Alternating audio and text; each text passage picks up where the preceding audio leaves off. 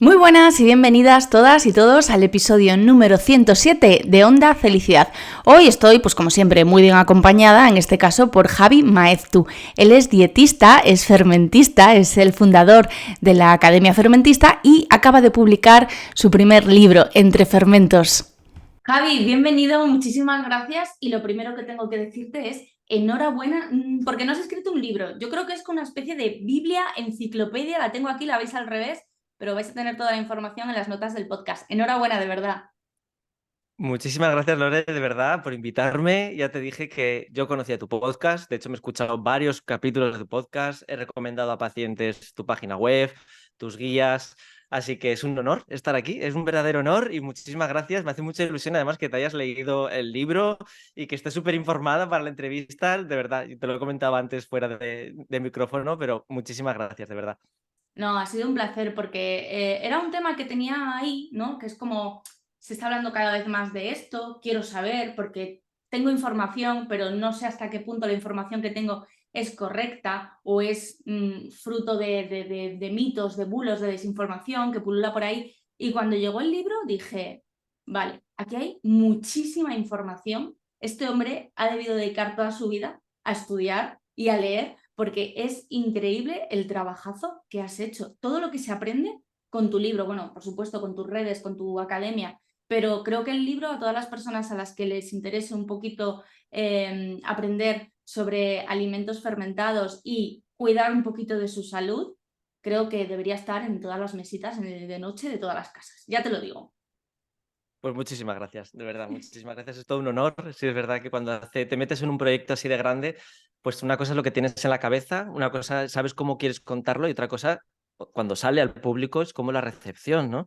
Entonces, aunque yo estoy muy convencido de lo que he hecho, estoy muy contento con el trabajo realizado, con el resultado, sí es verdad que hasta que no lo tenéis, el resto de personas en las manos y lo leéis y lo podéis procesar, pues no se sabe realmente si lo que yo creo que he transmitido se ha llegado a transmitir. Entonces, estas palabras a mí me reconfortan muchísimo porque estoy viendo bueno, que una cosa que estaba en mi cabeza, una cosa que era como muy ambiciosa, ¿no? Llevar este conocimiento divulgativo que hasta ahora parecía que estaba recluido al ámbito científico y que había muchos bulos, hay mucha desinformación, un médico dice una cosa, otro dice otro, un nutricionista dice una cosa, otro dice otra, cuando realmente no debería ser así, porque tampoco estoy hablando, no estoy descubriendo la rueda, pero hay mucha confusión, ¿no? Entonces, pues me alegro que haberlo sabido transmitir de una manera, pues que todo el mundo pueda acercarse al universo de los alimentos fermentados, que la verdad es que es muy amplio y sobre todo es muy bonito. Ujú. Y yo también quiero decirle a la gente que se anime si quiere saber un poquito más, porque lo cuenta muy fácil, lo hace muy ameno. Ya te engancha en el momento en el que él dice que de pequeño, cuando le daban la paga, se iba al kiosco y en vez de comerse unas gominolas, unas chuches, pues hacías otra cosa. Cuéntanos, ¿cómo es esa historia? Pues sí, fíjate, de hecho el otro día una tía mía que le he regalado ahora el libro me dice, y puede ser que, antes de ni siquiera, no leyó la introducción, simplemente con ver la portada, me mandó un audio y me dijo, y puede ser que esto que te ha venido de que te encanten tanto los alimentos fermentados, ¿era por lo de los vinagrillos de pequeño? Me lo dijo, tengo el audio ahí del otro, pero hace 2 días o así. No, le digo, pues mira, justo en la introducción, si abres en la primera página, es lo primero que cuento. Sí, es verdad que, no sé, en el norte es como que somos mucho de los vinagrillos, de las cebolletas, de los pepinillos. Y familiarmente, a mi madre, por ejemplo, es algo que le encanta, y a mi abuela le encantaba. Entonces, en mi familia siempre hemos sido mucho de encurtidos, que no es lo mismo que fermentados. Pero sí es verdad que a nivel organoléptico, e incluso a nivel visual, pues en muchos casos se pueden llegar hasta confundir. Y sí es verdad que cuando era muy pequeñito, pues a mí nunca me han gustado los dulces en excesivo, vamos, alguna vez un poquito de chocolate, pero no me gusta, nunca me han gustado ni los refrescos con mucho azúcar, ni me han gustado las chucherías, ni me han gustado los chicles Boomer, ni los de nunca. Pero en cambio sí me gustaban mucho los encurtidos. Especialmente me gustaban 2 tipos, me gustaban las cebolletas grandes, rojas, bueno, las rojas y las blancas, me daba un poco igual. Estas grandes y las banderillas, lo que son las guindas, las banderillas, esto también me fascinaban cuando era pequeñito. Y en todas las tiendas de chuchería del norte de España, en el sur es un poco menos común, pero en el norte yo creo que hasta hace nada, incluso a día de hoy, sigue estando en todas unos botes gigantes donde hay estas cebolletas gigantes. Pues yo me iba ahí con mi paga, y yo me compraba mis 2 cebolletas y las comía, pues eso, quitando capita a capita, Eso es fenomenal. como quien se come pipas, pues capita a capita me iba comiendo las cebolletas y me duraban muchísimo. Y para mí era el momento de la semana. Y es verdad que ahora cuando estaba haciendo un poco recopilación de experiencias, ¿no? De cómo conectar toda esta vida que tengo de adulto con mi vida en general, porque el libro, pues, quería que fuera más que un libro de divulgación, de hablar sobre alimentos fermentados, de los beneficios, quiero que la gente, quería transmitir a las personas un poquito el amor que tengo por estos alimentos, que va mucho más allá de la salud, que va mucho más allá de la parte organoléptica, de cómo ha cambiado mi vida, de lo que puede cambiar la vida de muchas personas, va mucho más allá, no es parte de quién soy. Quería transmitir un poquito, pues no sé, una visión de quién soy yo y cómo estos alimentos no son una parte de mí, sino soy yo.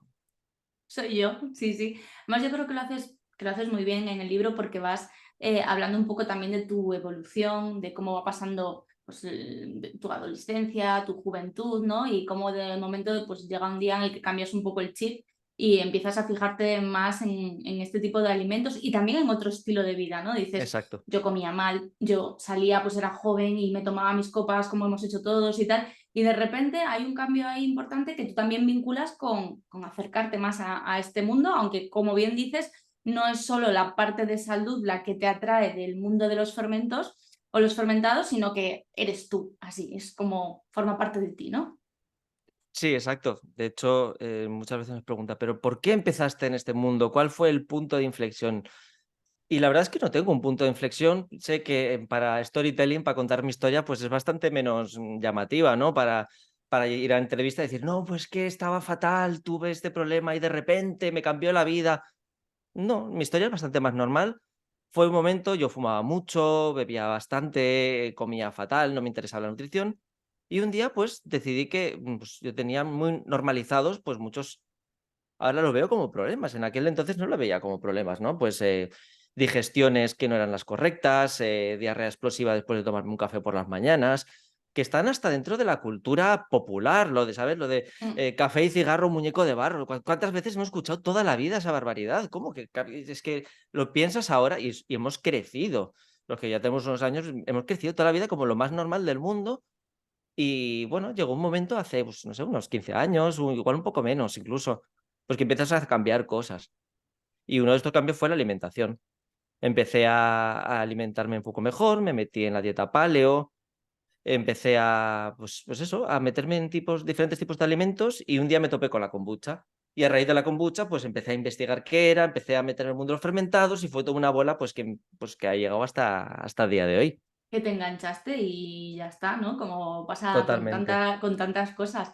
Luego hablaremos de la kombucha, porque es a día de hoy todo el mundo habla de kombucha, de mi kombuchita para aquí, mi kombuchita para allá, pero no es algo moderno. O sea, y de hecho todo este mundo de los alimentos fermentados, que ahora sí hablamos en todas partes del kéfir, de tomarte esto, de mejorar tu salud con lo otro, tal y cual, haces en el libro un repaso histórico súper interesante. Lleva ahí toda la vida, al lado Ujú. nuestro, incluso Sí, la de hecho, kombucha.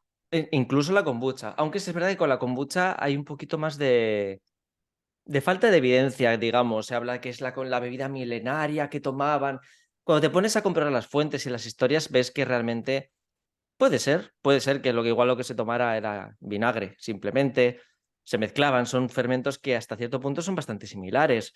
Y bueno, pues en realidad son alimentos que han estado con nosotros a lo largo de toda la historia de la humanidad. Pero en los últimos 80, 100 años, pues los hemos eliminado por muchos motivos, ¿sabes? Los voy relatando en el libro, pero hay muchos factores pues, porque han hecho que no estemos en contacto con este tipo de alimentos. Pero ha sido la forma más sencilla de conservar los alimentos a lo largo de la historia. De hecho, ha sido una de las primeras y una de las más seguras. Entonces, echando para atrás, dices, ¿desde cuándo empezamos a fermentar? Yo digo que la fermentación es un poquito como el fuego. No es que nosotros ya hayamos descubierto el fuego, sino hemos aprendido a controlarlo, ¿no? Pues con la fermentación pasa un poco lo mismo, porque se ve en la naturaleza, se ve en los animales, se ve la fermentación se produce. Si una fruta se madura en exceso y esa fruta es de calidad, produce alcohol. De hecho, el otro día en Instagram me mandó un seguidor un vídeo de unas palomas o unos pájaros que parecían que estaban muertas en el suelo y no se habían emborrachado Y es común verlo en ese país. Tal, y dice, me he acordado de tu libro, me he leído el libro y me he acordado de ti. Mira esta publicación. Esto pasa en la naturaleza a día de hoy.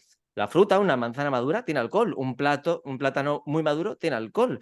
Muchas veces se obvia y muchas veces están hablando de si la cerveza 00 tiene un 0,0 algo de alcohol.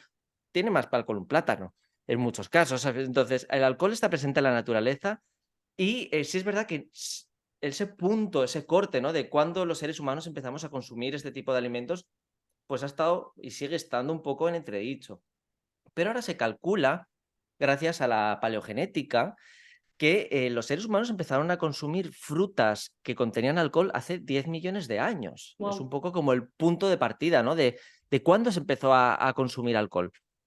Pues hace 10 millones de años. Es decir, se cree que, bueno, que lo explico en el libro así más detalladamente, pero bueno, tenemos para metabolizar el alcohol, antes no lo podíamos metabolizar porque no teníamos una enzima que estaba desactivada, entonces se ha calculado de cuál fue el momento en el cual esa enzima se volvió predominante, que significa que los seres humanos pues, pudieron tener acceso a más comida, entonces pues de esa manera es un gel que ahora todos, nosotros si nos tomamos una cerveza no nos morimos, Claro. ni nos vamos al hospital.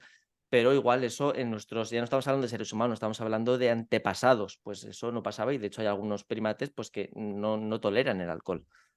Pero si te vas a otros alimentos fermentados, se creía que el pan, por ejemplo, estaba con nosotros desde el Neolítico, que eso es hace 10.000 años, pero ya se ha descubierto que es incluso anterior. De hecho, una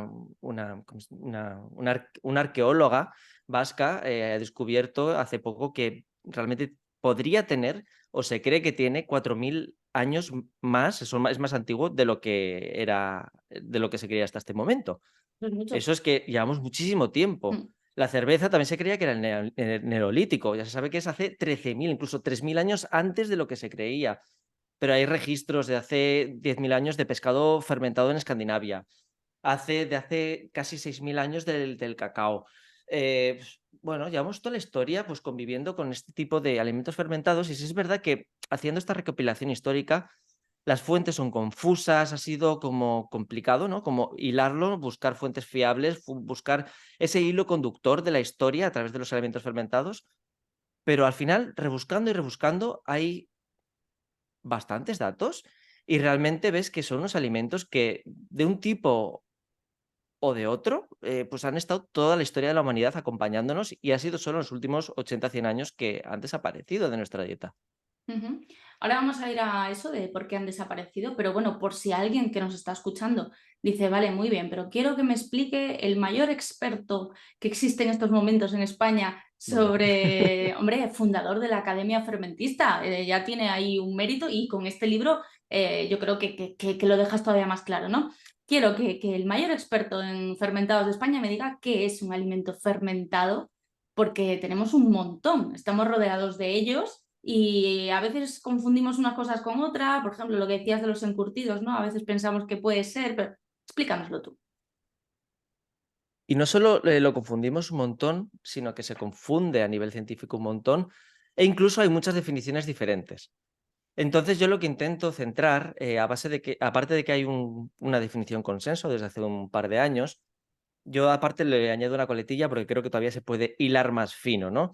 Porque la fermentación, hasta hace muy poco, así en el ámbito bioquímico, se concentraba solo en la fermentación ácido láctica, es decir, los yogures, los vegetales, aquellas fermentaciones que producen como subproducto ácido láctico y la alcohólica, que producen como subalcohólico, producto subalcohólico, subproducto de la fermentación, perdona que me he trabado, alcohol. Ambas fermentaciones lo que tienen en común es que son procesos anaeróbicos, es decir, sin oxígeno.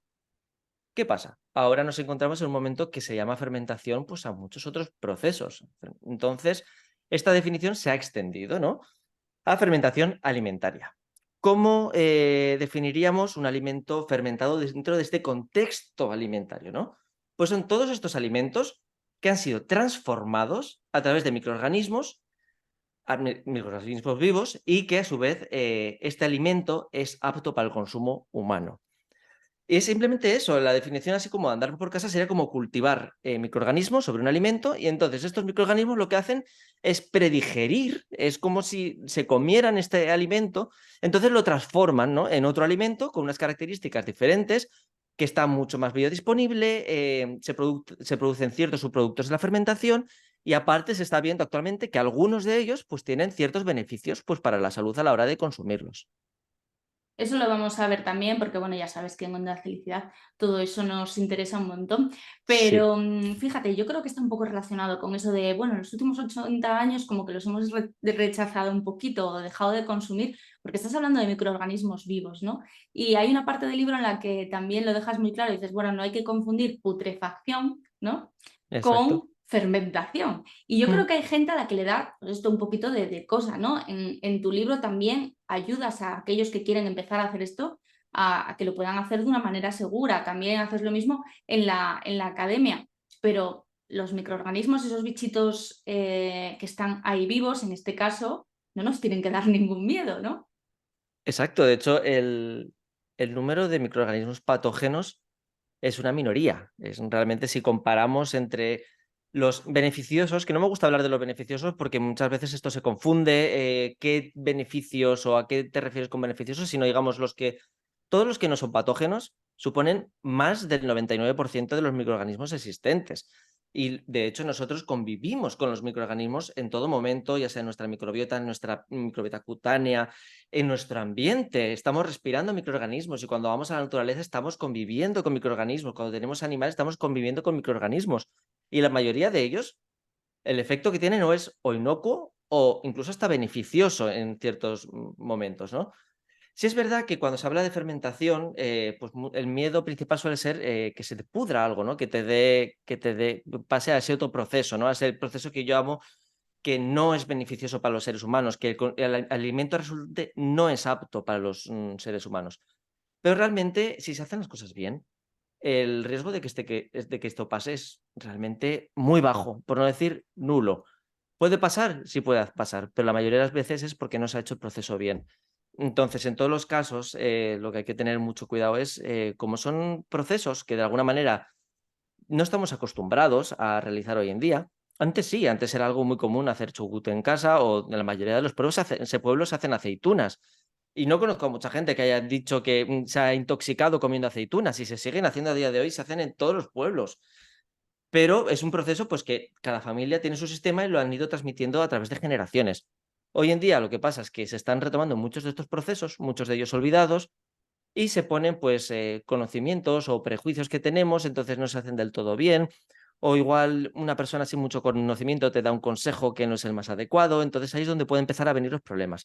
Pero quiero recalcar que la fermentación como tal, si se hace en casa y si se hace bien, es un proceso muy seguro y por eso nos ha llegado hasta nuestros días como uno de los procesos más seguros de la historia de la humanidad. Ha sido la forma de conservar los alimentos y que estos alimentos extendieran su vida útil durante muchísimo tiempo y las personas lo pudieran consumir y fuera seguro consumirlo, es decir, no suponía un riesgo para su salud.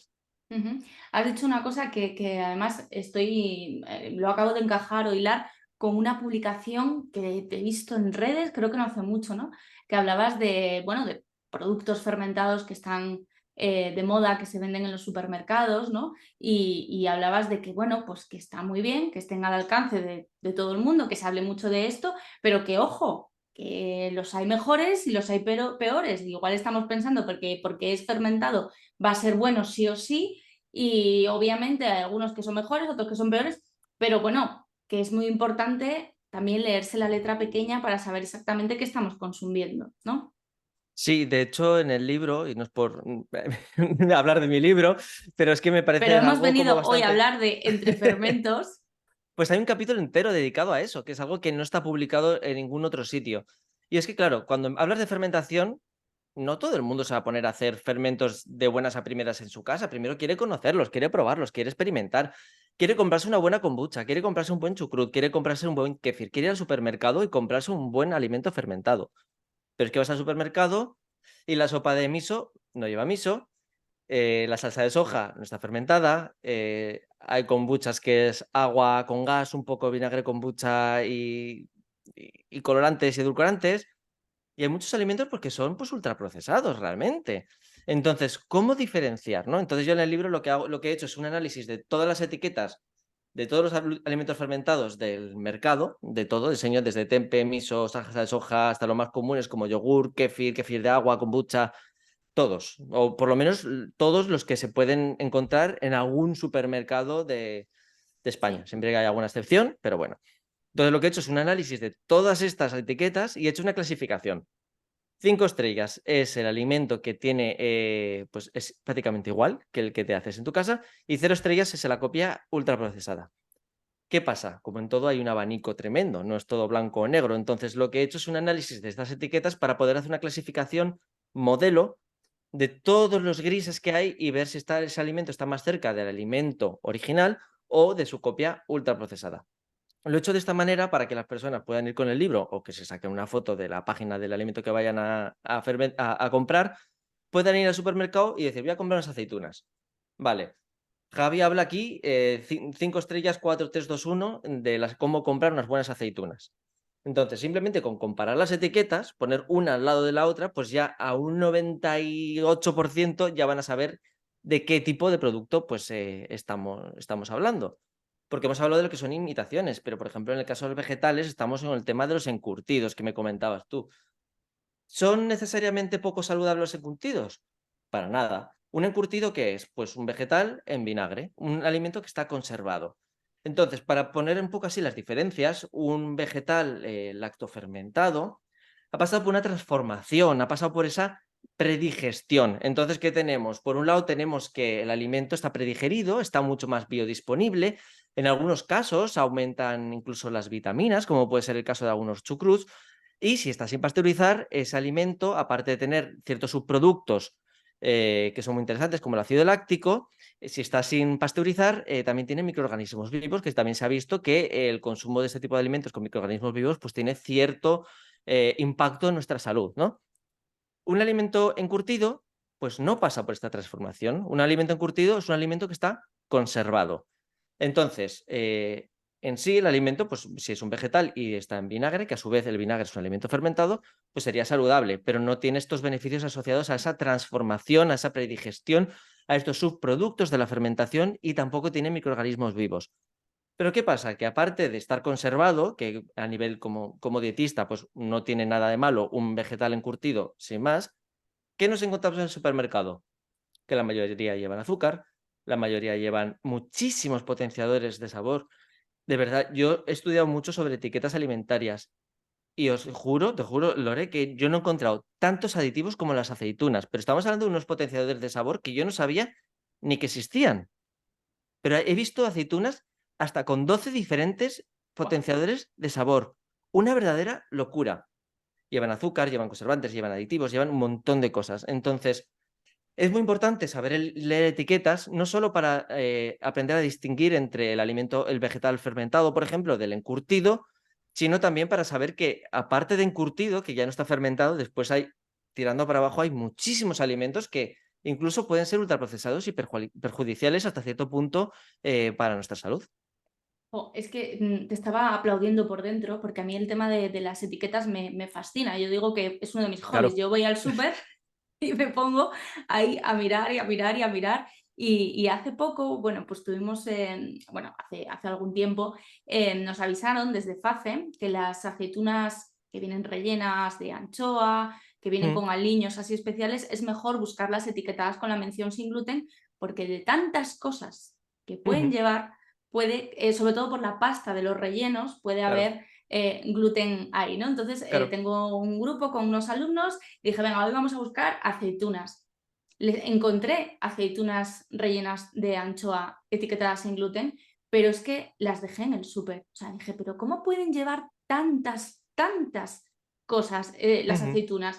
Y me llama mucho la atención esa parte del libro porque creo que ahí también sale tu parte de dietista, ¿no? A relucir, que es muy importante que sepamos lo que nos estamos llevando a la boca, lo que estamos comprando. No es lo sí. mismo, por ejemplo, un yogur que una leche fermentada, aunque tengan el mismo formato. Y muchas Mm, veces si no tenemos esos conocimientos, vamos directamente y cojo esto y cuando llegas a casa dices, ostras, pero si yo pensaba, qué raro sabe esto, que Bueno, simplemente es que le echemos un vistazo a esas cosas, porque además desde el punto de vista legal también es distinto un queso, ¿no?, que un queso rallado, por ejemplo, y pueden llevar otras cosas. Entonces, a mí me parece que en esa parte del libro ayudas muchísimo también a que nos demos cuenta de que hay que aprender a leer etiquetas porque, bueno, pues a veces te encuentras con productos que piensas que tú mismo le atribuyes unas características y luego dices, pues esto no vale para nada, porque es que yo lo consumo y tal, y dices, pero es que lo que estás consumiendo es un ultra mega procesado, ¿no?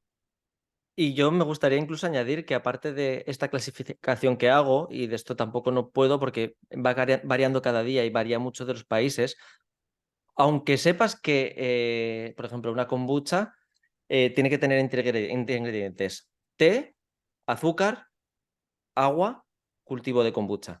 Ya está. Si quieres añadirle pues fresa o menta o lo que sea, pero ya es como saborizantes o zumos. Pero después vas a ver publicidad y de repente te pone con probióticos vivos o kombucha probiótica, un cartel así gigante. Pues son vacíos legales, porque al día de hoy la kombucha, por ejemplo, no tiene lo mismo que los yogures, la mayoría no se pueden etiquetar con probióticos y aún así los yogures tendrían mucho más sentido etiquetarlos que una kombucha. Se está viendo, pero es que se está viendo vinagres. Yo he visto ahora mismo en el mercado, en el supermercado hay vinagres etiquetados en tiendas ecológicas como probióticos, que no llevan probióticos, ni de lejos. Y se está viendo, entonces, más allá de todo esto, incluso con muchas kombuchas, yo antes en Instagram, yo empecé en este mundo con la kombucha, ¿no? Me llamaba, de hecho, el kombuchero. Ujú. Y entonces, sí es verdad que yo le tengo un cariño especial y he investigado mucho sobre la kombucha. Aunque en la etiqueta veas que está todo bien, incluso ahora hay algunas kombuchas que se están haciendo a base de kombucha sobrefermentada, es decir, kombucha, un vinagre de kombucha que después se mezcla con un té dulce, lo dejan fermentar 2 días y produce una kombucha muy parecida, pero en realidad está como a partir de un vinagre ya prefermentado que lo compran muchas marcas. Eso a nivel de etiqueta, a día de hoy, no se puede saber. No se puede saber si lo están haciendo las marcas. Como por tema de salud realmente no influye demasiado, Claro. pues no he querido meter un poquito cizaña en mi libro en ese tema porque a nivel de salud pues estamos con una kombucha que en realidad tiene esos ingredientes. Pero aún así, aún sabiendo que está bien, aún así nos la pueden colar en muchos aspectos. Es que nos la cuelan a todas horas. O sea, yo siempre digo que el marketing de la industria alimentaria es capaz de cualquier cosa, ¿no? Sí, Y lo vemos a diario. Y yo, que me fijo mucho en estas cosas, a veces estoy en el súper y te das cuenta de que cada vez más la gente intenta cuidarse y lo ves en las mm, cestas del que tienes delante, ¿no? Que mete ciertos productos, pero cuando te paras a mirar lo que lleva realmente ese producto, dices, es que es un ultraprocesado sí, disfrazado de algo sano, natural. Yo siempre pongo de ejemplo una masa a base de arroz, a base de maíz, con muchas gomas y muchas historias, que como es sin gluten, el claim, ¿no?, del ujú, producto es naturalmente y saludablemente sin gluten. Y te está claro. colando el saludablemente cuando lleva aceite de palma, bueno, lleva de todo. O sea, te pones a Mm, mirar aquello y dices, bueno, y claro, yo todo lo que veo sin gluten lo tengo que comprobar o lo tengo que probar, claro. pero es que ya llega un momento que dices, es que no me puedes decir que porque sea sin gluten sea saludable. Pues creo que con el tema de los alimentos fermentados puede pasar un poco igual, ¿no? Se están Sí, subiendo al carro de salud, salud, salud, pero la pasa sobre letra todo pequeña. con lo mismo que ha pasado con las etiquetas de natural, de ecológico, de hasta hace nada y sigue estando lo de sin azúcar y después está lleno de edulcorantes y sin gluten. Y ahora está pasando con probiótico. Están poniendo la etiqueta de probiótico a literalmente todo hasta que les tiran para atrás la publicidad o hasta que les hacen cambiar la etiqueta, que pueden pasar meses o años, si es que llegan a cambiarla. Y claro, la gente dice, pero esto es eso, probiótico, pues como el de la farmacia o como el de... Claro, Incluso hasta en la farmacia te venden probióticos que no son probióticos, que realmente son compuestos microbianos que no están identificados a nivel de cepa. Es que a todos los niveles bueno, hay donde eso, rascar a lo que eso nos gusta. sí, totalmente. Eso lo explicas muy bien, lo comparas y dices, a mí los coches me dan un poco igual, pero creo que lo explicas muy bien, porque al final los protagonistas de todo este tema son los microorganismos, son esos bichitos, Mm, que también últimamente se habla muchísimo de ellos porque todo el mundo habla de microbiota y también los tenemos ahí y mm. haciendo cosas buenas. Sí, sí, sí, sí. A ver, como hemos hablado, los alimentos fermentados son alimentos que han sido procesados a través de microorganismos. ¿Qué pasa? Cuando llegamos al nivel de divulgación, cuando llegamos a ciertas entrevistas, incluso entrevistas en las que yo ahora estoy dando a raíz del libro, me ponen la etiqueta de alimentos con probióticos.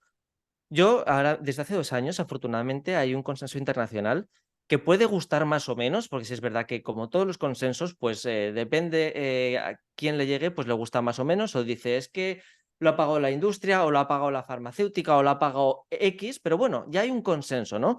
Y a mí no me parece que sea un mal consenso, yo de hecho lo desgrano mucho en el libro, y de hecho cuento con la colaboración del doctor Gabriel Inderola, que es un microbiólogo que es parte del ISAP. El ISAP es la Asociación Internacional de Probióticos y Prebióticos, que son los que hicieron este consenso científico que se publicó en Nature.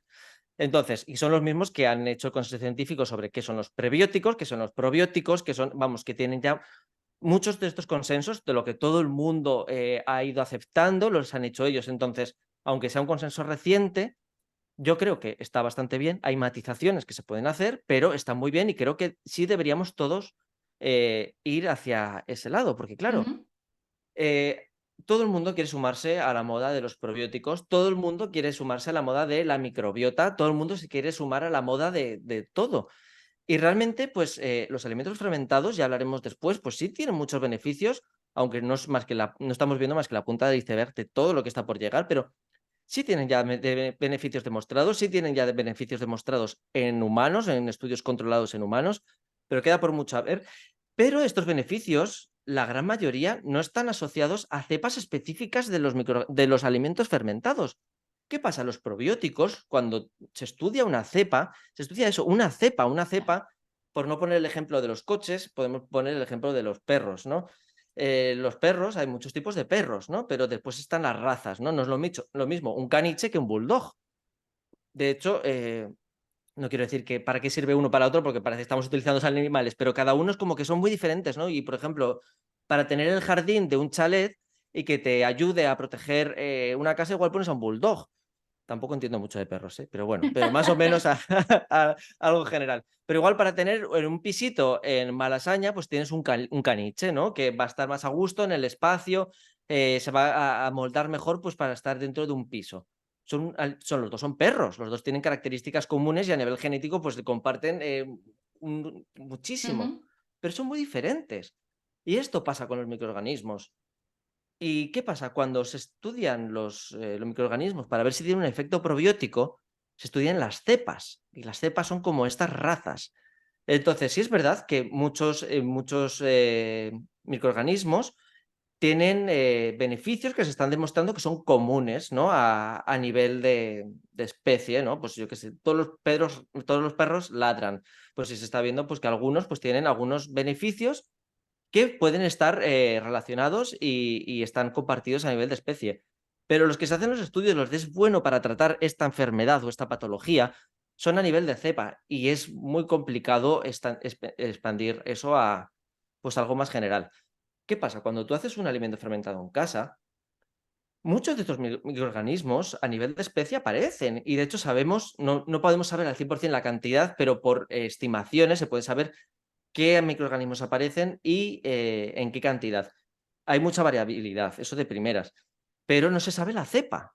De hecho, si hago 2 chucruts en mi casa y analizo las cepas de Plantarum, en uno va a haber una cepa y en otro va a haber otra, lo más seguro. Aunque incluso vengan de la misma col, porque es la que ha Ujú. tomado pues, protagonismo. Entonces, ¿tienen todos los mismos beneficios que esos probióticos que se están vendiendo de Plantarum?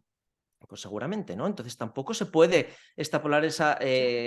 esa etiqueta de es bueno para lo que han hecho en el estudio de un probiótico concreto. Pero eso no significa que no tenga beneficios. Tiene muchísimos beneficios el chucrut como alimento, el chucrut como subproductos de la fermentación, el chucrut como como esta predigestión por la que pasan y después el consumo de estos microorganismos vivos, aunque no sepamos la Ya. cepa, también tiene muchos beneficios y se está demostrando a día de hoy todos los beneficios. Entonces, no es necesario a día de hoy ponerles estas etiquetas de probióticos a todos obligatoriamente y si no pensar es que no sirven para nada, porque es que los alimentos fermentados son muchísimo más que todo esto y me da mucha rabia cuando a nivel de divulgación parece que está hablando de los probióticos porque no hay nada más que hablar, si es que los probióticos es lo menos importante. que si es probiótico o no es probiótico es lo menos importante, es que no importa. Igual es lo que más llama la atención o lo que más da un titular, pero es lo menos importante. Todo lo demás es 1000 veces más importante y mucho más bonito. Y ya por no hablar de lo que a mí me parece lo principal a nivel organoléptico, los ricos que están la mayoría de estos alimentos fermentados, la cantidad, la diversidad que hay entre todos los diferentes alimentos fermentados, las posibilidades de aportar una cantidad de sabores, de colores, de texturas diferentes a tu dieta. Bueno, es que yo cuando entran de probióticos sí o no, tal, me parece, no sé, me parece casi ridículo, Es sin que es un menospreciar tema el discurso de súper, nadie. claro, sí, sí, es un tema muy amplio, muy complejo, que yo creo que al final, a nivel lo que tú dices, ¿no? De divulgación, se queda un discurso muy simplista. Mm. Entonces, hay que profundizar, es un tema realmente complejo, igual que todo el tema de los alimentos fermentados, que yo creo que has dejado claro la pasión que sientes por ellos en estos Me últimos 2 emociono un minutos. poco cuando hablo de estas cosas. No, pero está muy bien, porque al final es lo que tú dices. Tu libro eres tú, los alimentos fermentados son parte de ti. Has escrito una obra que, como te decía al principio, es como una especie de Biblia donde hay un conocimiento brutal y además tú avisas, dices, ojo, que esto va rapidísimo, cada día sabemos cosas nuevas y esto es un no parar y hemos empezado. Vamos a hablar un poco de esas ventajas, de esos beneficios. ¿Por qué se habla tanto de alimentos fermentados a día de hoy? Sabemos que hay una grandísima variedad, que además lo que tú dices, sabores, texturas, nutrientes, absolutamente de todo nos ofrecen. Sí, sí, sí, es verdad que cuando hablamos de beneficios entramos en un sitio pues un poquito pantanoso, en un terreno pantanoso, ¿no? Porque ¿de qué estamos hablando? De primero ya hemos hablado que los alimentos fermentados son un grupo muy diverso de alimentos. No es lo mismo un tempe que un miso, que un yogur, que un chucrut, que un O que una kimchi, que cerveza. una kombucha, o que una cerveza, o el vino, o la sidra. Todos son alimentos fermentados, todos son alimentos que han sido transformados a través de estos microorganismos vivos. Entonces, cuando la gente pregunta, ¿pero qué beneficios tiene consumir fermentados? Primero, ¿de qué estamos hablando? Eso es lo primero que hay que dejar claro. Cada uno tiene diferentes tipos de beneficios, ¿no? Entonces, es verdad que hay así hablando en general, ya se empiezan a hacer algún tipo de asociaciones como genéricas, ¿no? Pues estos alimentos fermentados, todos han pasado por una predigestión, todos suelen tener pues micronutrientes mucho más disponibles, muchos de ellos tienen microorganismos vivos, entonces empieza a hablar pues que el consumo de estos alimentos fermentados pues se ve que influye directamente en la diversidad de nuestra microbiota.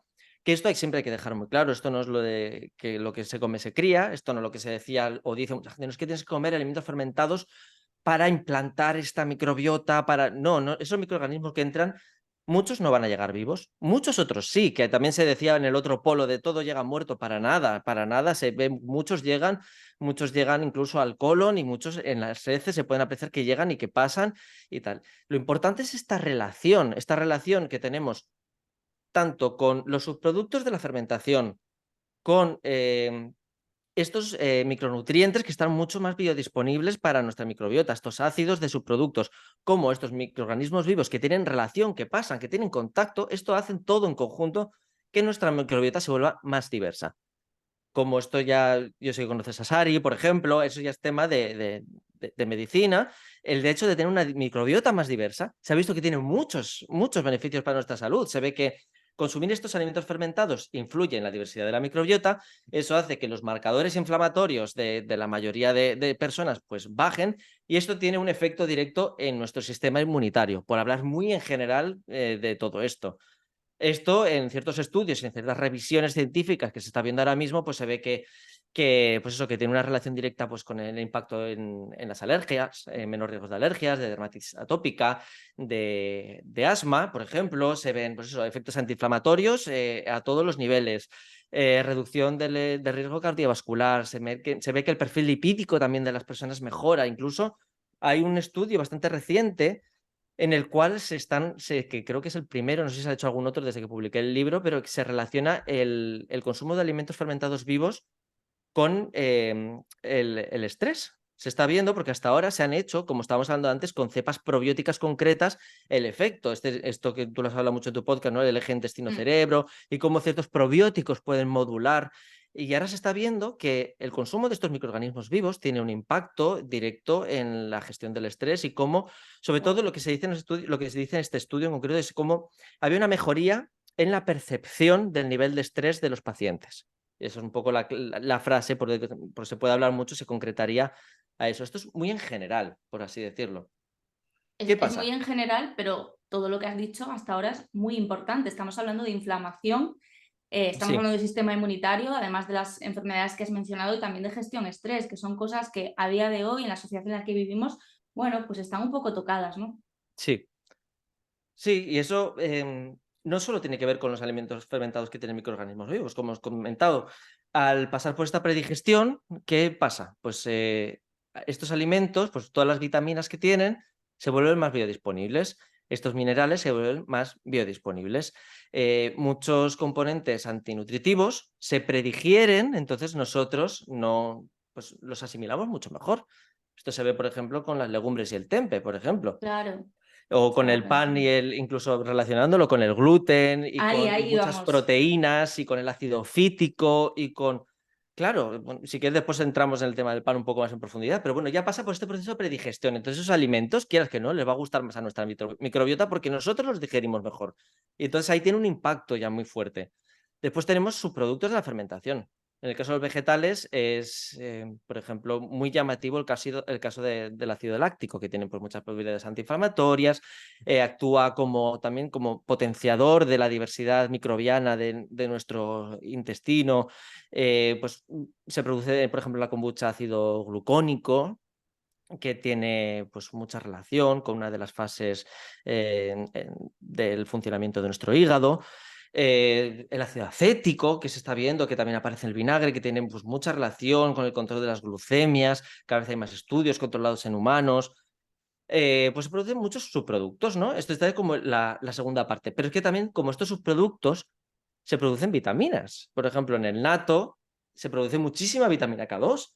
O en algunos chucruts, dependiendo de la especie de col que se utilice para hacer este chucrut, se ve un aumento de la vitamina C. Entonces se producen productos que estos también a su vez influyen en nuestra microbiota, ¿no? Mm. Y después, por último, tenemos pues, el efecto que se está viendo en muchos estudios de lo que hemos hablado, de ingerir microorganismos vivos, pues tiene un impacto directo en nuestra salud.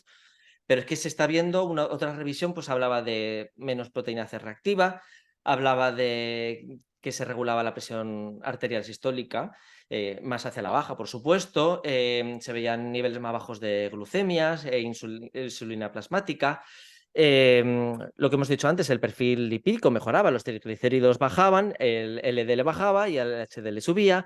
Eh, bueno, pues está viendo que el impacto que tiene de consumir estos microorganismos vivos, aunque no sepamos las cepas concretas ni podamos llamarles probióticos, tiene un impacto positivo para la salud. Y que consumir alimentos fermentados que tengan microorganismos vivos y que estos sean beneficiosos para nuestra salud, no significa que sean probióticos, porque es que en el momento que se relaciona microorganismo vivo y bueno, ya parece que es probiótico y no debería ser así. En algunos casos lo es, pero no en todos, y eso no significa que sean de menor importancia o que su impacto en la salud no sea tanto o más importante. Claro, pero son cosas diferentes y tenemos que, bueno, pues llamar a las cosas por su nombre. Lo que pasa que yo creo que, bueno, pues que el marketing al final pues aprovecha mucho de eso y generar confusión pues hace que cuando vamos a comprar pues esa etiqueta, ¿no? De con probióticos, al final nos volvemos un poco locos, lo Vende, que es lo que queremos hemos es hablado mejorar. antes, exacto, Exacto. sí. Estaba pensando en que qué suerte tus pacientes, ¿no? De la consulta de dietética, porque Bueno, no, pero creo que es muy importante introducir este tipo de alimentos en nuestro día a día, hacerlo con conocimiento, saber que realmente estoy tomando un chucrut, que es chucrut, no estoy tomando una cosa por ahí, o un yogur simplemente. O sea, quiero decir, yo por ejemplo ceno sí, prácticamente todas las noches, muchas veces cuando estoy muy cansada, me ceno un yogur con unas pocas de semillas y un poco de granada o unas frambuesas y con eso tengo suficiente. ujú, Claro, encontrar un yogur que solo sea yogur tampoco es fácil, porque no. pero aunque lo busques natural, Sí, puedes sí, es encontrarte de todo, ¿no? de Entonces, qué todo. suerte de tus pacientes.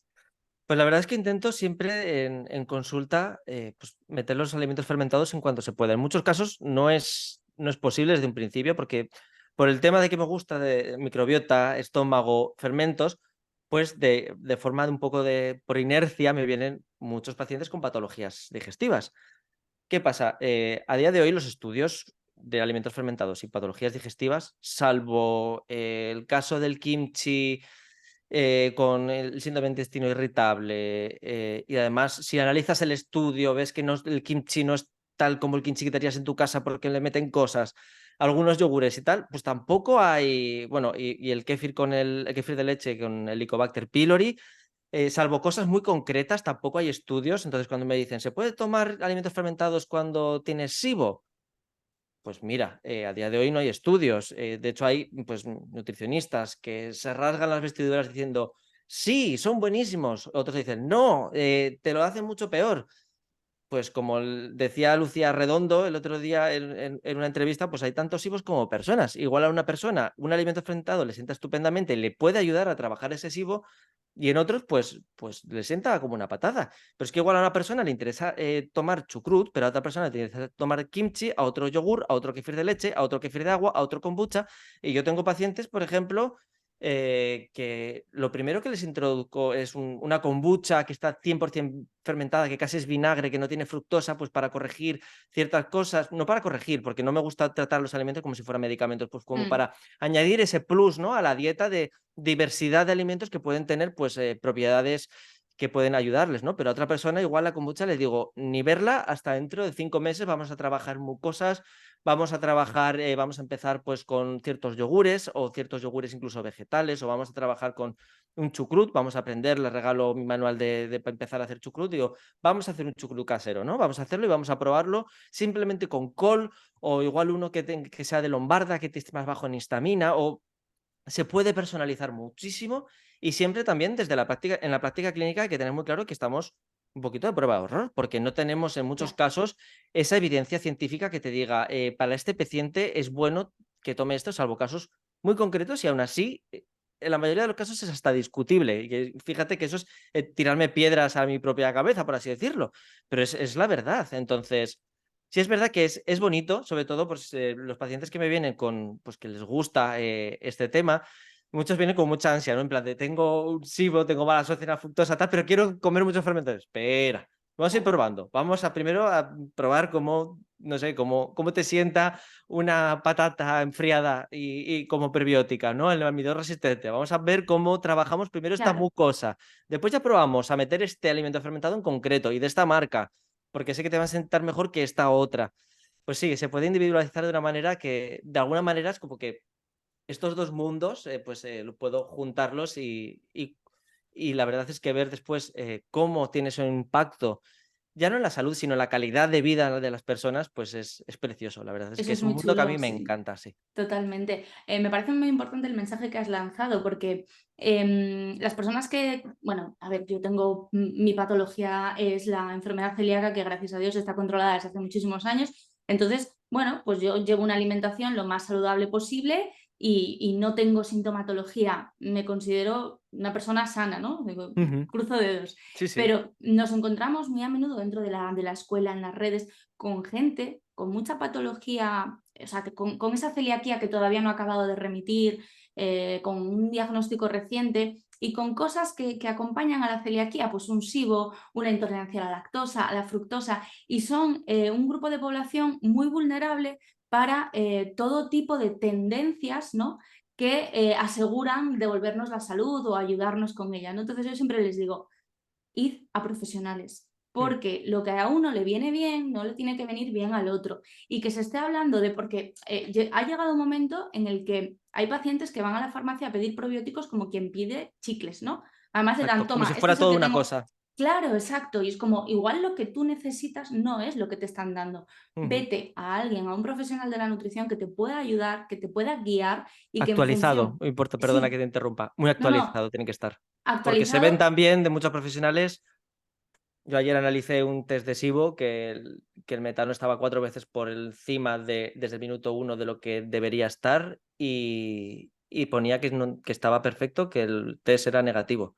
Y Wow. había una gráfica, vamos, que una gráfica Sí, sí, que se que veía que no hace falta, ni era dudoso, era como una gráfica.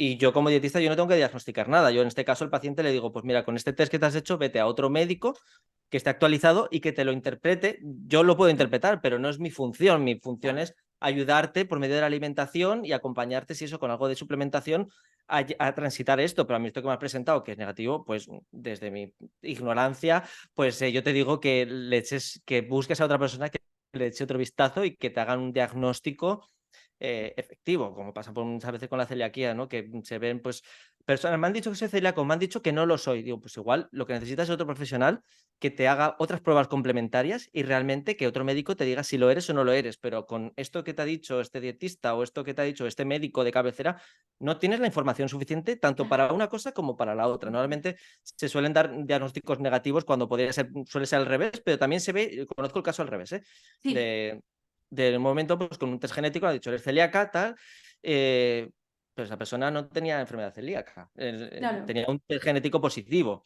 ¿Y qué? No ha desarrollado la patología, ¿sabe? Entonces, se ve siempre lo del profesional actualizado y tener dentro de las posibilidades de la persona, porque muchas veces es muy complicado y a veces hablar es muy fácil, pero es muy complicado Sí. encontrar estos profesionales, es muy complicado, muchas veces no son accesibles para todos los bolsillos. Obviamente habría que tener pues, mejor sanidad pública, mayor apoyo económico para este tipo de cosas. En temas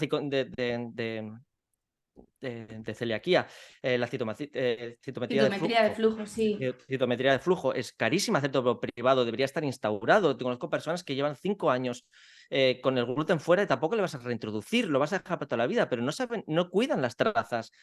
Todo esto, pues hay mucho desconocimiento, hay muchos profesionales que no saben ni por dónde les da el aire, entonces hay muchos muy actualizados, entonces Sí. dentro de las posibilidades del paciente, dentro de las posibilidades, siempre buscar segundas opiniones, siempre buscar profesionales que realmente sepan de lo que están hablando. Me parece súper importante. Totalmente. No normalizar síntomas, porque yo tengo gente en la escuela que lleva con un diagnóstico de celiaquía un año haciendo una dieta súper estricta y siguen mal, no es normal. Hay que mirar un poquito más allá, hay que ver qué Claro. está ocurriendo y pues eso, siempre acudir a profesionales que estén actualizados, lo más especializados posible en nuestro campo, como por ejemplo acaba de demostrar pues Javi Maeztu, que no solo sabe de alimentos fermentados, sino que también sabe mucho de enfermedad celíaca y de patología digestiva. Y por desgracia nos encontramos con eso, ¿no? Con un grupo de población que se agarra a lo que sea. Pues me han dicho que beba kombucha haciendo el pino a las 3 de la tarde mirando al sol, no sé, y lo hacen porque necesitan recuperar la Sí. salud.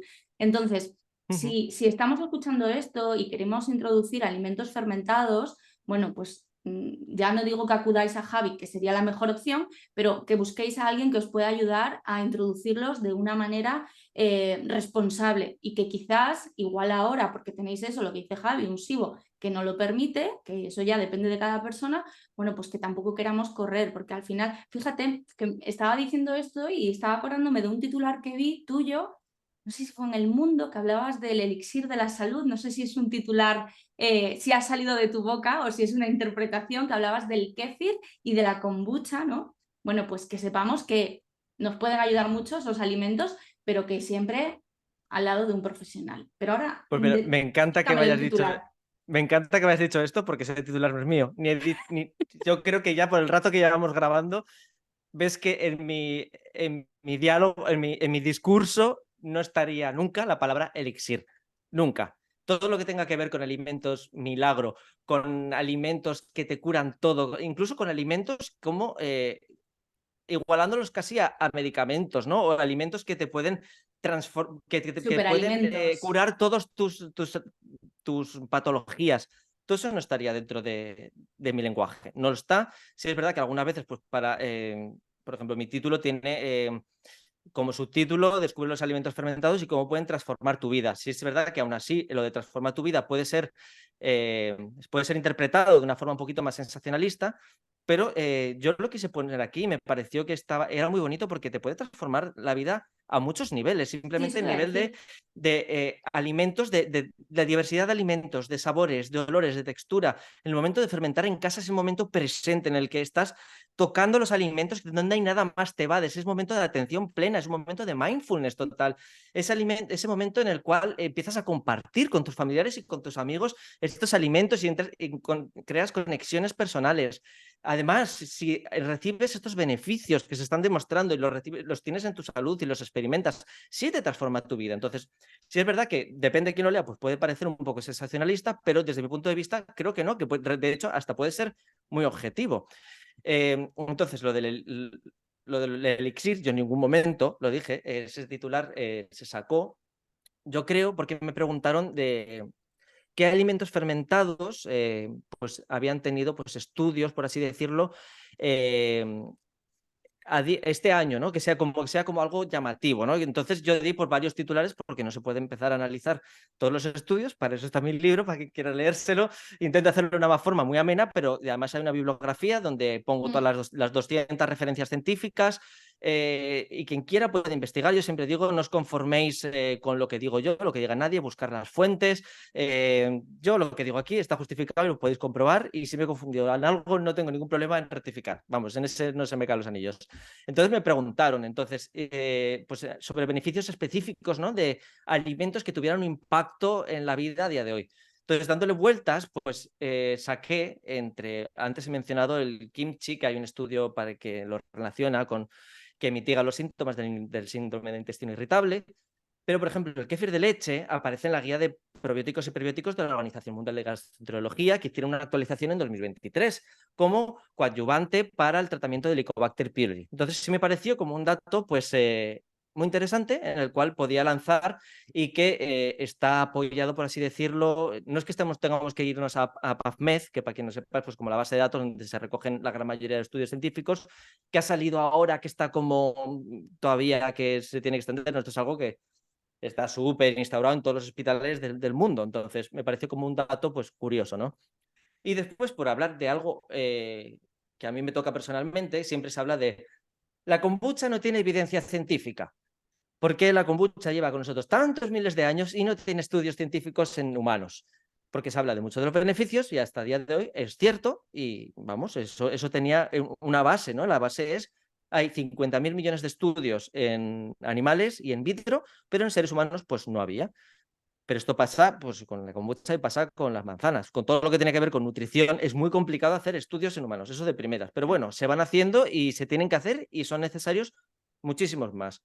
Pues coincidencia que este año que he escrito el libro, pues han salido los 2 primeros estudios controlados en humanos con relación a la kombucha. El primero que salió creo que es en febrero, en enero o por principios de año, que hablaba que ayudaba a controlar, a bajar esos niveles de glucosa postprandial, la glucosa de después de comer, para entendernos. Y después, este verano, entre julio y agosto, que de hecho yo estaba de vacaciones y el libro ya estaba maquetado y listo para ir a imprenta, Dijiste, parad. sí, salió otro, en este caso sí era en pacientes con diabetes tipo 2, en el cual pues se ha visto que tomar kombucha pues, puede tener un efecto regulador de la glucosa, ¿no? De los alimentos, y puede ser beneficioso para regular los niveles en sangre de glucosa de los pacientes diabéticos tipo 2. Entonces lo mencioné como dos, pues dos cosas interesantes. Entonces, claro, después cuando van a sacar titulares, pues bueno, ya sabemos Bueno, cómo funciona. Tú eres ¿qué voy a periodista. decir? Exacto, ¿qué voy a decir yo?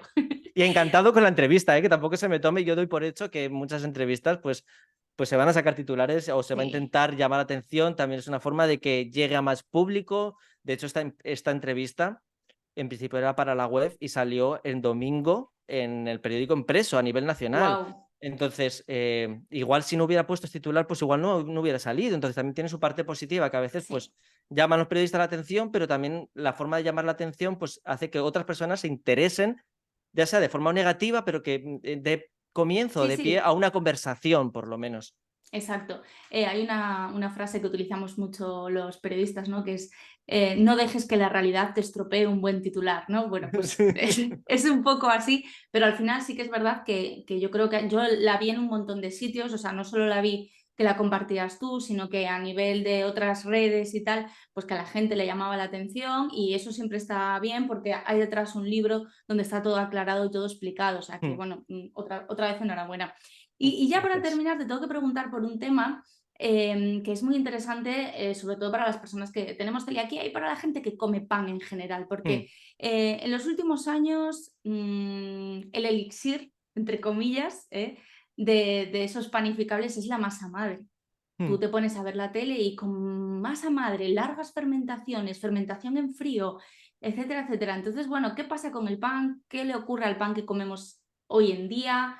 ¿Qué es la masa madre? ¿Qué beneficios puede aportar a esos panes, esas largas fermentaciones? Cuéntanos un poco así a modo de final. Pues por hilar con lo que acabas de decir, has dicho que ves en los anuncios, ¿no? Que llevan masa madre. Muchos de estos panes no es que se hayan fermentado con masa madre, es que les echan masa madre. Les echan un poquito de masa madre y dices, tienen pan con masa madre, pero no es pan de masa madre ni pan fermentado con masa madre. Entonces, un poco pues para poner en contexto, ¿no? Ya hemos visto que el pan, más allá de si es un alimento nutritivo o no lo es, en el cual creo que eso da para un podcast entero, hablar del trigo y de muchas cosas, que yo personalmente pues no creo que sea el alimento de todos los que hay el más necesario, pero bueno, partiendo de que es un alimento que está muy instaurado en nuestra sociedad, ¿no? Y que en relación con tu podcast, pues realmente pues, tiene mucha relación por el tema del gluten, ¿no?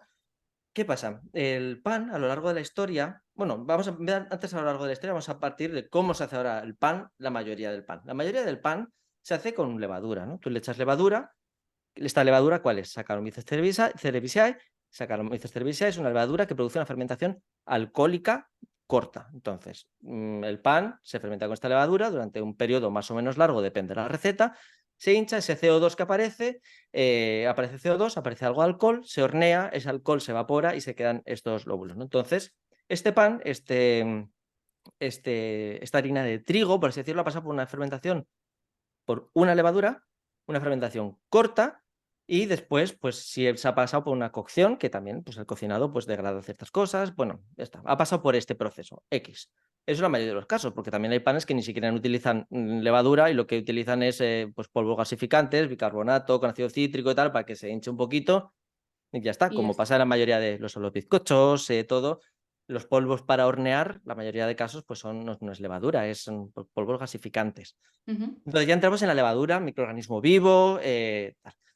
¿Qué pasa? Sí es verdad que a lo largo de la historia hemos visto casos muy concretos en los cuales se ha utilizado una levadura alcohólica, como hemos visto en el antiguo Egipto, que se utilizaba en las cervecerías, se utilizaba el pozo de estas levaduras de la cerveza, el pozo de la cerveza, para fermentar pan de una manera rápida.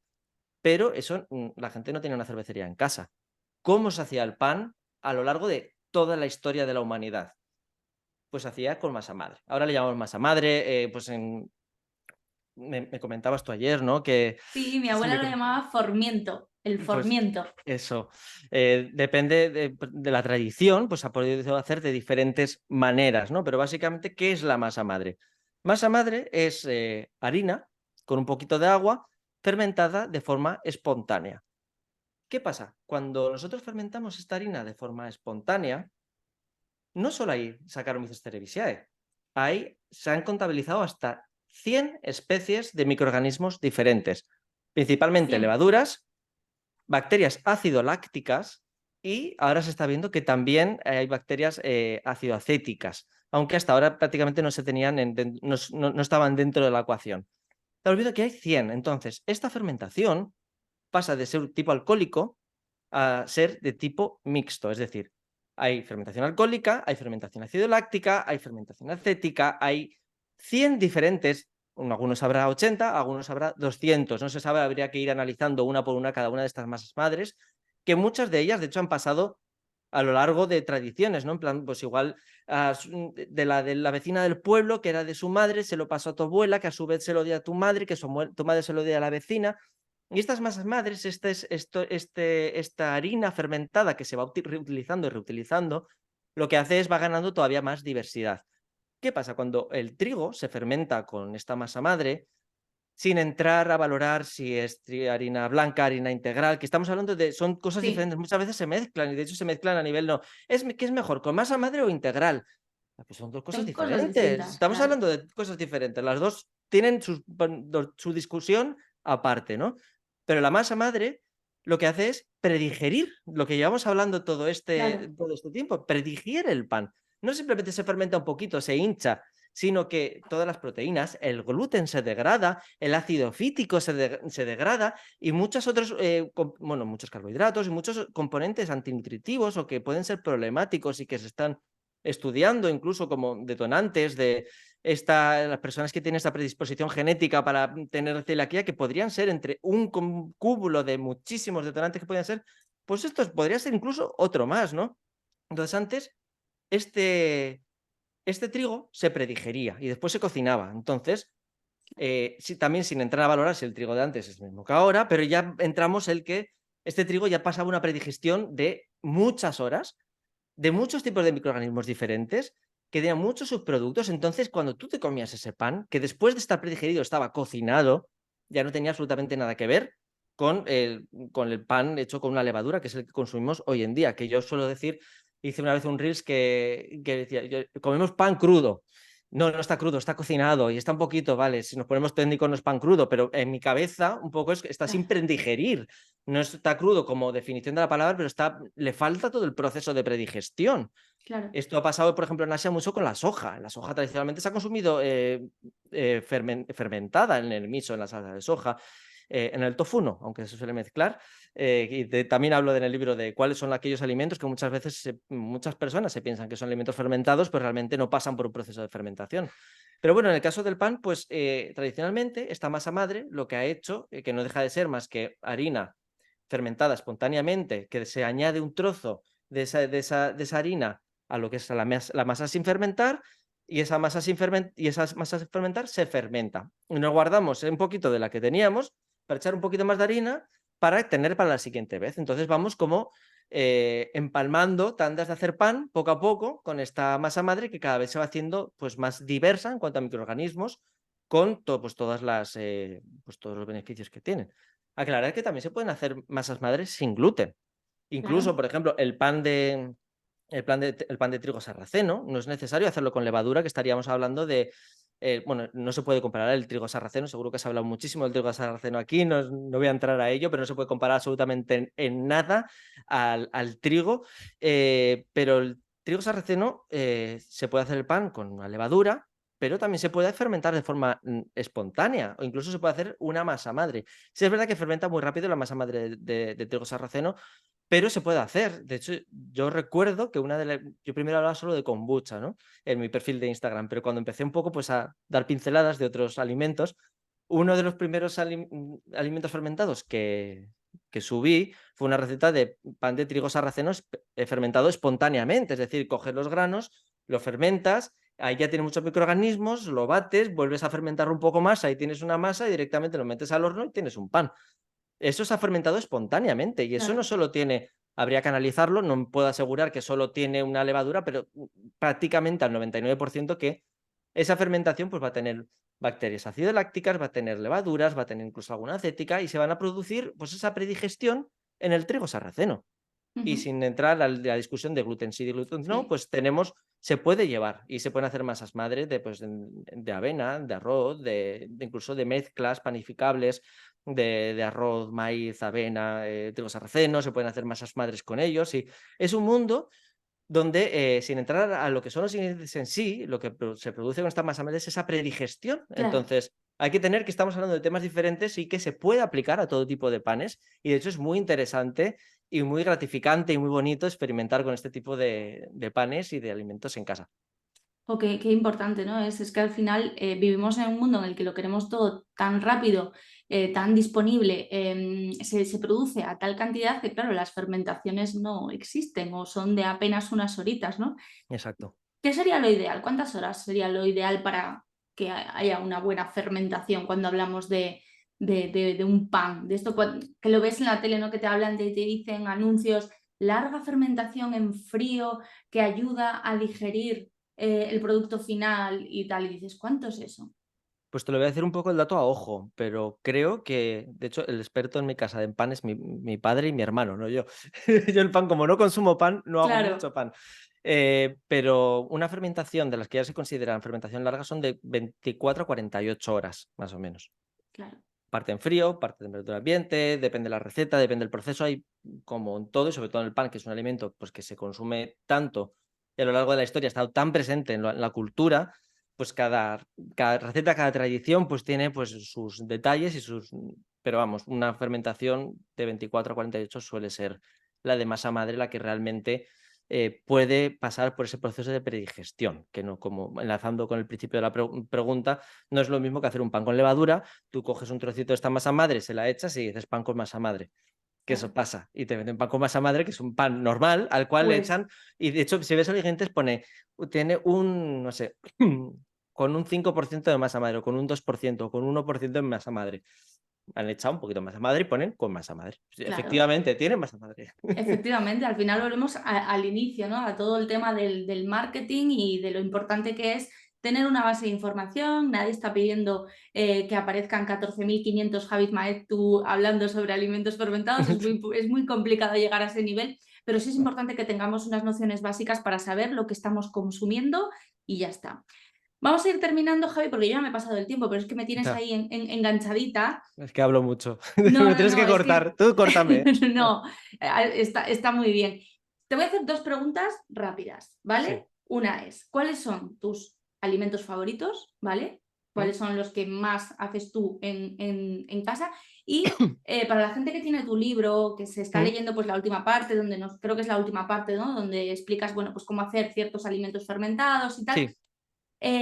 Yo me encuentro cuando tenemos un grupo dentro de la escuela, dentro de un programa que se llama Nutrir 21 días, donde hablamos de, bueno, pues de alimentación saludable con dos nutricionistas y dedican espacio. De hecho, fue ahí donde encontré tu libro, porque lo Ah, estaban sí. recomendando, sí, y dije, pues yo Qué lo quiero saber. maravilla. Sí, sí, sí. Y ahí hablan también sobre ello. Y había gente, ¿no?, que decía, es que a mí me da miedo. Es que a ver si la voy a liar y me voy a intoxicar. O a ver, entonces, unos consejitos para, no sé, pues algún proceso para empieza con este alimento que es un poquito más sencillo y cuáles son tus favoritos. Y ya te dejo. Vale, pues los voy a hilar los dos y lo voy a hilar con el libro porque creo que se puede resumir mucho de eso. Y es verdad que al final, pues consumo muchos alimentos fermentados, muchos de ellos los compro. Por ejemplo, yo compro miso, no hago siempre miso. Hubo una época que me dio por hacer miso, pero ahora mismo pues no tengo tiempo ni ganas de ponerme a hacer koji en casa. Me encanta, pero tengo otras preferencias, ¿no? Entonces, yo ahora mismo los alimentos, por así decirlo, en mi favorito siempre voy a decir la kombucha, aunque estoy bebiendo kefir de agua aquí. Es un poco incoherente, pero sí es verdad que tengo kefir de agua y siempre suelo beber mucho kefir de agua, pero la kombucha sí es verdad que es el alimento fermentado con el que empecé y al que le guardo un cariño especial y sigo haciendo a día de hoy. Y de hecho tengo una de las cepas que utilizo que tiene, pues no sé, igual 7, 8 años, tiene muchísimos años, sí. La verdad es que voy teniendo otras, voy teniendo, pero siempre mantengo una de las primeras. No fue la primera, pero fue alguna de las primeras. Y ahora en relación a la seguridad y a cómo empezar, también lo relaciono con lo que hago yo. Todos tenemos muy poco tiempo, todos tenemos unas vidas muy complicadas, todos queremos seguridad. Sobre todo cuando vamos a hacer alimentos fermentados o vamos a experimentar con algo nuevo en la cocina. Mi recomendación siempre es tener una guía clara, una guía que te dé la suficiente seguridad como para que no tengas que experimentar de a ver si sale bien o a ver si sale mal. No. Ten la seguridad que el 100% va a salir bien. Ya si te olvidas de echar la sal o te olvidas de echar un ingrediente, pues igual el problema no es del proceso, sino pues que has tenido un despiste que nos puede pasar a todos, ¿no? Pero lo que es que la guía, que la fuente sea lo suficientemente fiable como para que el 100% y que tú no tengas que estar subiendo a Instagram, ¿esto está bueno o no está bueno? Esto es que lo he abierto y no estoy seguro si comerlo o no comerlo. No, si partimos de ahí, mal. Esa fuente no te da la suficiente seguridad. Yo, por relacionar con el tema de la kombucha, yo siempre pongo el mismo ejemplo. La kombucha siempre se habla, es que se puede contaminar con moho, siempre se puede, es peligroso porque está tal. Y siempre había, pues, tú te metes en Instagram y hay una cantidad de fotos de kombuchas con mohos, con todo. Pues mira, mi primer infoproducto, que fue un manual gratuito de kombucha, que a día de hoy todo el mundo que se suscribe a mi newsletter lo sigue teniendo, sigue íntegro, tal cual, el mismo manual, desde hace 4 años. Ese manual se llama Descubre la kombucha, es gratuito, puede acceder todo el mundo. A día de hoy, que yo sepa, por registro, aunque mucha gente pues ha borrado, sé que se lo han descargado más de 20.000 personas. Wow. Nunca nadie me ha escrito para decirle que se la ha contaminado la kombucha. Esto no es ciencia ficción, ni es una cosa súper complicada que necesita ser un chef, un nutricionista. No, son 4 pasos que si los sigues, te sale bien. Claro. Y lo mismo con por ejemplo, con los vegetales lácteos fermentados. es que me ha salido levadura CAM, que hablo en el libro sobre la levadura CAM, si es inocua o no, porque hay muchos mitos. Me ha salido una capa de esto, si le quito la capa de esto, ¿me lo puedo comer lo de abajo? Es que me ha salido, queda un poco baboso. ¿Me lo como o no me lo como? Mira, hay muchas formas de hacer vegetales fermentados. Yo te voy a enseñar una. La que yo considero que para mí es 100% segura, que son con unos botes específicos que seguramente no serán ni los más tradicionales porque hace 800.000 años no existían esos botes. Exacto. Entonces, bueno, he exagerado, no hace 800.000 años, no, pero ya me entendéis.